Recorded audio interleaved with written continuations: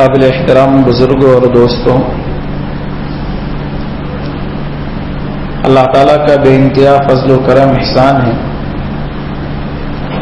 کہ اللہ تعالیٰ نے ہم سب کو ایمان جیسی عظیم دولت سے نوازا ہے اور اسلام کی تعلیمات پر عمل کرنے کی توفیق عطا فرمائی ہے۔ یہ اللہ کا بڑا کرم ہے، اور ایمان کا مل جانا یہ بہت بڑی نعمت کا مل جانا ہے، اور ایمان سے محروم ہو جانا بہت بڑی نعمت سے محروم ہو جانا ہے۔ اس ایمان کے ملنے پر اللہ کا جتنا شکر ادا کیا جائے کم ہے۔ ساتھ ہی ساتھ اللہ تعالیٰ نے امت محمدیہ میں پیدا فرمایا، سرکار دو عالم صلی اللہ علیہ وسلم کی امت میں پیدا فرمایا، یہ بھی اللہ کا بڑا کرم ہے۔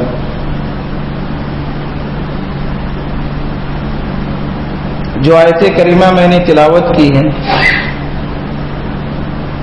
وہ آیت کریمہ رمضان مبارک سے تعلق رکھتی ہے، اور ماہ مبارک کے آنے میں چند دن باقی ہے۔ شعبان المعظم کا مہینہ عنقریب ختم ہوگا، اور رمضان کا مبارک مہینہ ہم پر سایہ فگن ہوگا۔ رمضان کا مہینہ بہت ہی بابرکت مہینہ ہے، رحمتوں والا، مغفرتوں والا، دعاؤں والا، اللہ کا قرب حاصل کرنے والا مہینہ ہے۔ اور رمضان کے معنی کیا ہے؟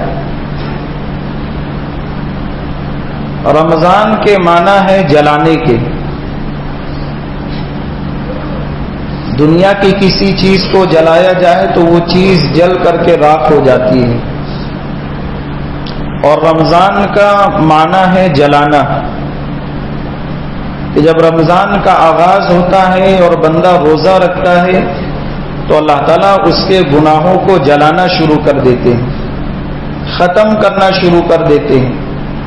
اور جب رمضان کا 29 یا 30 روزہ ہوتا ہے تو اس رات اللہ تعالیٰ اس بندے کے پچھلے تمام گناہوں کو معاف کر دیتا ہے، جلا دیتا ہے، ختم کر دیتا ہے، اور وہ بندہ اس طرح ہوتا ہے جس طرح وہ پیدائش کے وقت ہوتا ہے، اس کے سارے گناہ ختم ہو جاتے ہیں۔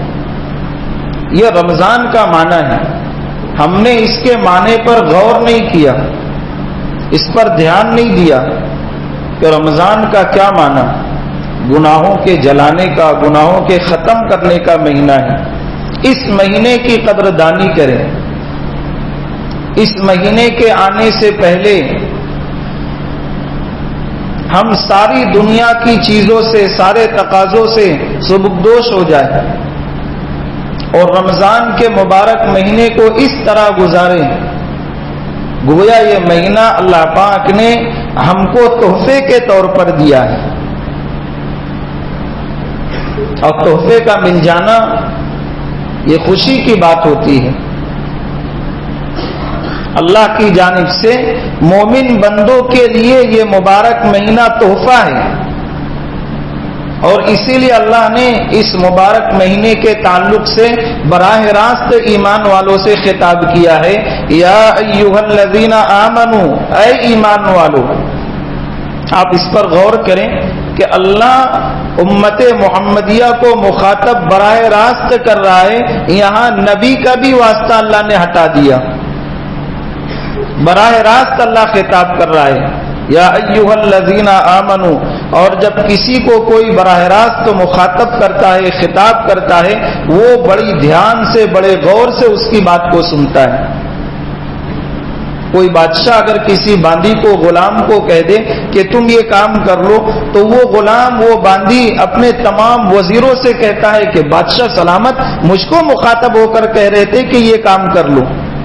وہ بہت خوش ہوتا ہے غلام، وہ باندی بہت خوش ہوتی ہے۔ اس پورے مجمع میں میں اگر کسی کا نام لے لوں تو وہ بھی خوش ہو جاتا ہے کہ پورے مجمع میں مجھ کو نام لے کر کے پکارا گیا۔ مجھ کو مخاطب کیا گیا. اللہ تعالیٰ کلام الہی کے اندر، قرآن پاک کے اندر، وہ قرآن پاک جو ازلی ہے، ابدی ہے، جو کبھی ختم ہونے والا نہیں ہے، جو لازوال ہے، جس کا ایک ایک حرف سچا ہے، اس کتاب کے اندر اللہ تعالیٰ ایمان والوں سے مخاطب ہے. اے ایمان والو، یا ایھا الذین آمنوا کتب علیکم الصیام، تم پر روزہ فرض کیا گیا ہے. اللہ نے روزے کو فرض کیا ہے اور ہر حال میں روزے کو رکھنا ہے. فرض، اس کا مطلب اگر نہیں رکھو گے تو اللہ کے یہاں جواب دینا پڑے گا، اللہ کے یہاں سزا ہوگی.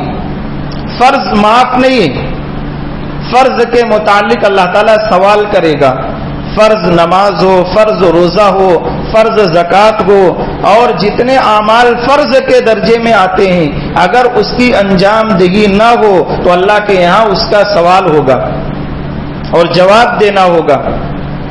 رمضان مبارک کی قدر صحابہ نے کی، رمضان مبارک کی قدر تابعین نے کی، تبع تابعین نے کی. رمضان کا مبارک مہینہ آتا تھا، اپنے دنیا کے سارے کام کو چھوڑ دیتے تھے، یا تو اس سے پہلے کر لیتے تھے یا رمضان کے مہینے میں کرتے ہی نہیں تھے. تو سب سے پہلا مشورہ یہ کہ مبارک مہینے کے آنے سے پہلے ہم سارے کاموں کو نپٹا لیں.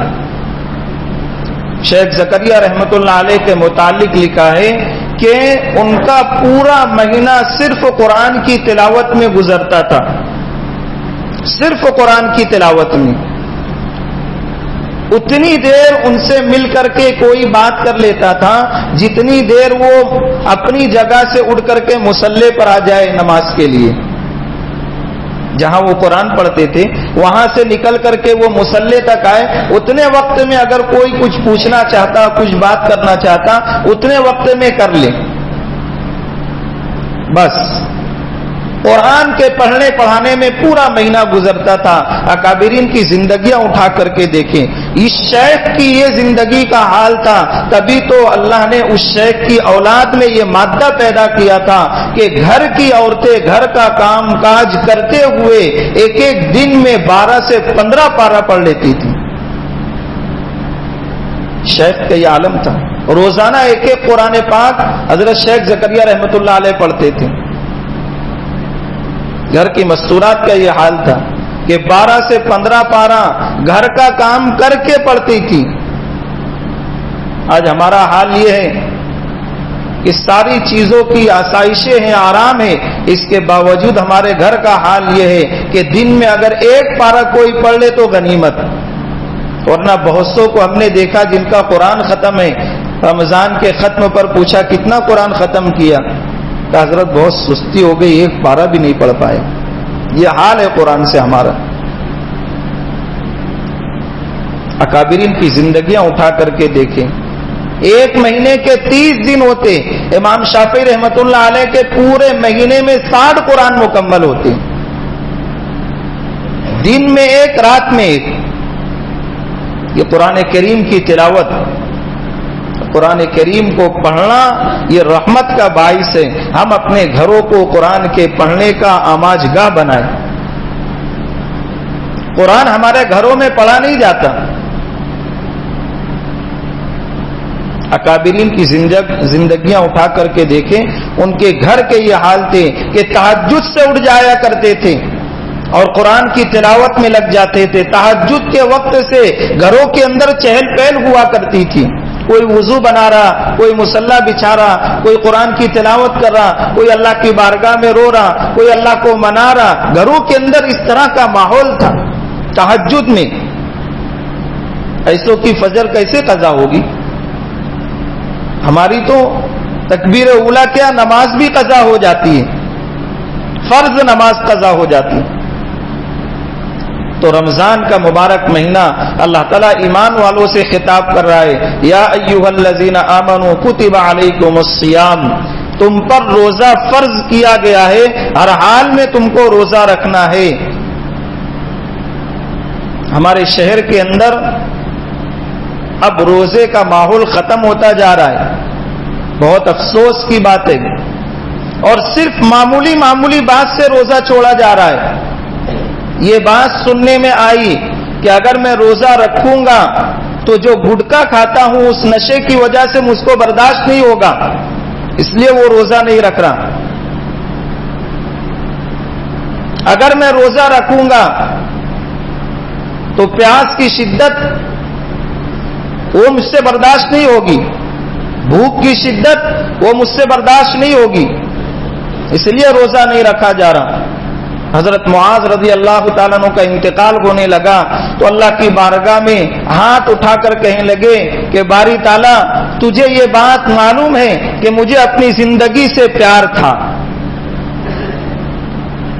لیکن اس وجہ سے نہیں کہ میں دنیا کماؤں، اس وجہ سے نہیں کہ روپیہ کماؤں، اس وجہ سے نہیں کہ دنیا کے اندر ترقی کروں، مجھے اپنی زندگی سے پیار تھا، تو اس لیے پیار تھا کہ میں روزہ گرمی میں رکھوں اور گرمی کی اندر پیاس کی شدت کو برداشت کروں، مجھے اس لیے اپنی زندگی سے پیار تھا۔ رمضان کا مبارک مہینہ گرمی کے مہینے میں آئے اور دھوپ کی شدت ہو اور پیاس لگ رہی ہو، اور اس پیاس کی شدت میں جب میں برداشت کروں، صبر کروں، وہ زندگی سے مجھے بہت پیار تھا۔ خدائے پاک کی قسم، جب روزے کی حالت میں آپ کو پیاس کی شدت محسوس ہو اور آپ ہاتھ اٹھا کر کے دعا کرو گے، اللہ کا عرش ہل جائے گا۔ بھوک کی شدت میں ہاتھ اٹھا کر کے دعا کرو گے، اللہ تمہاری طرف متوجہ ہوگا کہ میرا بندہ بھوک اور پیاس کی شدت میں میری طرف متوجہ ہے۔ بھوک اور پیاس کی شدت میں کولر کی طرف متوجہ ہوتے، ہم پنکھے کی جانب متوجہ ہوتے، سایہ تلاش کرتے ہیں۔ اکابرین کی زندگیاں اٹھا کر کے دیکھیں، بھوک اور پیاس کی شدت میں اللہ کی طرف رجوع ہوتے تھے۔ کتنے بندے ایسے ہیں جو پیاس اور بھوک کو برداشت نہیں کر پاتے، مسجد میں آ کے سو جاتے ہیں۔ اللہ کے ذکر میں مشغول ہو جاؤ، قرآن کی تلاوت میں مشغول ہو جاؤ، اللہ بھوک اور پیاس کی شدت کو ختم کر دے گا۔ ہم نے اپنے دل کو اللہ کی طرف متوجہ نہیں کیا، اپنی روح کو مضبوط نہیں کیا، اس لیے دنیا کے اندر تھوڑی سی تکلیف کو ہم برداشت نہیں کر پاتے۔ صحابہ جنگ کر کے بھی روزہ رکھا کرتے تھے۔ یمامہ کی جنگ ہے، حضرت زید کے ہاتھ میں جھنڈا آیا، زخمی ہو گئے، جھنڈا گر گیا، حضرت سالم نے اٹھا لیا، وہ بھی زخمی ہو گئے، جھنڈا گر گیا، حضرت حبیب نے جھنڈا اٹھایا، وہ بھی زخمی ہو گئے، جھنڈا گر گیا، افراتفری کا ماحول تھا۔ دوسرے صحابہ پانی پلاتے پلاتے حضرت سالم کے پاس آئے جو دوسرے نمبر پر جھنڈا اٹھائے ہوئے تھے، کچھ سانس چل رہی تھی، پانی لے کر کے ان کے پاس پہنچے، کہا سالم کیا ہوا؟ کہا کچھ سانس چل رہی ہے، پانی پلا دوں؟ کہا نہیں، یہ میری ڈھال ہے، اس پر پانی رکھ دو، میں روزے سے ہوں، افطار کا وقت ہوگا تو پانی پی لوں گا، اور اس سے پہلے اگر انتقال ہو گیا تو اللہ کی بارگاہ میں جا کر اللہ کے دسترخوان پر روزہ افطار کروں گا۔ یہ صحابہ کی تڑپ تھی، یہ صحابہ کا جذبہ تھا، کیا روزے سے انسیت اور محبت تھی۔ اللہ کا ایک بڑا فرائض میں سے ایک فرض ہے، اللہ کے فرائض میں سے ایک بڑا فرض روزہ ہے، ہم نے اس کو یوں ہی گوا دیا۔ روزہ رکھو، روزہ رکھو اور روزہ رکھو۔ اس مہینے کے اندر کام تھوڑا کم کر دو، مشغولی تھوڑا کم کر دو، لیکن روزہ نہ چھوڑو۔ آپ روزہ رکھو گے، اللہ 11 مہینہ آپ کی روزی میں برکت دے گا، 11 مہینہ اللہ آپ کی زندگی میں صحت دے گا، تندرستی دے گا، اللہ نعمتوں میں اضافہ کرے گا۔ تو یہ رمضان کا مبارک مہینہ کہ ہم روزے کو اہمیت دیں، روزہ معمولی بہانے سے چھوڑے نہ۔ اور فرض روزوں کے متعلق آیا کہ اگر سحری میں نہ اٹھ پائے تو بغیر سحری کے آپ کو روزہ رکھنا ہے، سحری میں نہ اٹھ پائے تو بغیر سحری کے روزہ رکھنا ہے۔ نفل روزہ ایسا ہوتا ہے کہ اگر آپ نے نفل روزہ رکھنے کی نیت کی اور آپ سحری میں نہیں اٹھ پائے تو بغیر سحری کے آپ نفل روزہ نہیں رکھ سکتے۔ لیکن فرض روزہ ایسا ہے کہ کسی وجہ سے آنکھ نہ کھلی تو آپ کو بغیر سحری کے روزہ رکھنا ہوگا۔ صبح صادق سے لے کر کے غروب آفتاب تک کھانے پینے اور نفسانی خواہشات سے دور رہنے کا نام روزہ ہے. نیت کرے ہر دن روزے کی اور اس کے ساتھ روزے کو رکھے. یہ اللہ کے قرب کا ذریعہ ہے. ہم روزے خود بھی رکھیں, اپنے گھر والوں کو بھی اس کا اہتمام کروائیں. مزدور ہیں, مزدور بھی اس بات کی کوشش کرے کہ ہم روزہ رکھیں. بہت سارے مزدوروں کو ہم نے دیکھا کہ گرمی میں لوم چلا کر کے محنت مزدوری کر کے روزہ رکھیں. بہت صحت مند نہیں, بہت طاقتور نہیں, دبلے پتلے, ایسا کہ ہوا چلے تو ہلنے لگے, ایسوں کو ہم نے رمضان کے مبارک مہینے میں مزدوری کر کے روزہ رکھتے ہوئے دیکھا. ایسے ہی لوگ ہیں جو اللہ کی رحمتوں کو لوٹتے ہیں, اللہ کی برکتوں کو لوٹتے ہیں. روزے کو اہمیت دیں. اسی کے ساتھ ہمارے شہر کے اندر تراویح سے بھی لوگ دور ہو رہے ہیں. اب وہ رواج ختم ہوتا جا رہا ہے کہ تراویح میں مسجدیں آباد رہا کرتی تھی, تراویح میں لوگ کم ہوتے جا رہے ہیں. چوک چوراہا پر رونقیں ہیں, بھیڑ ہے, لوگوں کا چلنا پھرنا ہے, چہل قدمی ہے. اور 20 رکعت تراویح جو قرآن کا مہینہ ہے, جس میں قرآن پڑھا جا رہا ہے, جس میں اللہ کی رحمتیں نازل ہو رہی ہے, اللہ بندوں کی جانب متوجہ ہیں اور لوگ کھڑے ہو کر کے اللہ کے کلام کو سن رہے ہیں, اللہ کی کتاب کو سن رہے ہیں, اور ہم دنیا میں لگے ہوئے ہیں. ایک مہینہ جنہیں قرآن پڑھنا نہیں آتا, کم سے کم وہ تراویح میں پورا قرآن پاک سننے کی سعادت حاصل کریں. رمضان کے مہینے میں اللہ نیکیوں کو بڑھا دیتا ہے. اور نیکیاں کس طرح بڑھتی ہیں؟ ایک نیکی کرو گے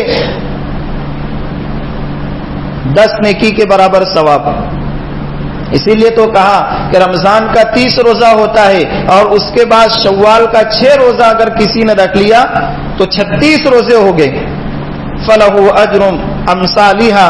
اللہ کہہ رہا ہے کہ ایک نیکی لے کر کے آؤ گے, ہم 10 نیکی بڑھا کر کے دیں گے.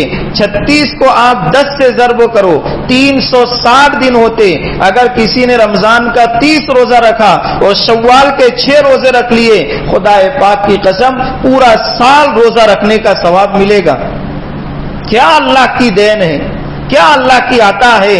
اللہ کے محبوب جناب محمد رسول اللہ صلی اللہ علیہ وسلم اللہ کی بارگاہ میں دست بدعا ہے کہ باری تعالیٰ پچھلی امتوں کی عمریں ہزار سال کی, اور کل قیامت کے دن جب بندے تیری بارگاہ میں آئیں گے تو کوئی 500 سال کی عبادت لے کر آئے گا, کوئی 700 سال کی عبادت لے کر آئے گا, کوئی 1000 سال کی عبادت لے کر آئے گا. باری تعالیٰ میری امت کی عمر تو 60-70 سال کے درمیان ہے, اگر وہ عبادت کرنا بھی چاہے تو ان کی نیکیوں تک نہیں پہنچ سکتے. تو اللہ تعالیٰ نے کہا میرے محبوب آپ مایوس نہ ہو, ہم ان کو ایسے مواقع عطا کریں گے کہ اگر اس مواقع کو غنیمت جان لیں گے تو ان کی نیکیوں سے آگے بڑھ جائیں گے.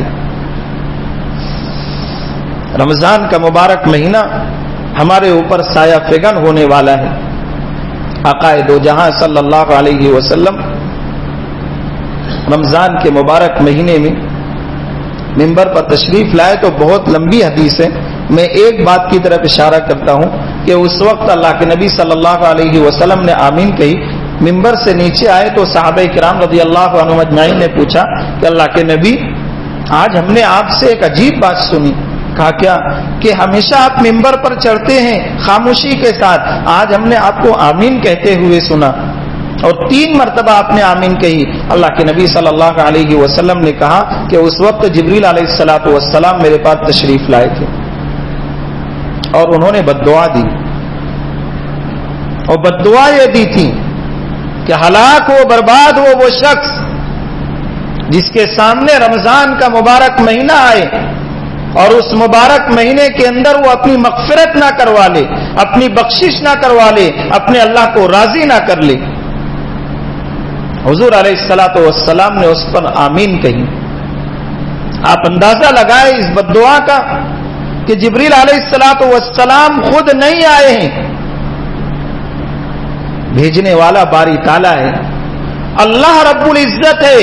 اس بددعا کا ڈائریکٹ کانٹیکٹ اللہ سے ہے, یعنی اللہ کہہ رہا ہے کہ میں اس شخص کو, اس بندے کو ہلاک کر دوں گا, اس بندے کو برباد کر دوں گا جس کے سامنے یہ مبارک مہینہ آئے, میری رحمتیں, میری برکتیں, میری بخشش اور مغفرت کا خزانہ کھول دیا جائے, اور ایسے موقع پر وہ بندہ میرے خزانے سے, میری مغفرت سے اور میری بخشش سے فائدہ نہ اٹھائے.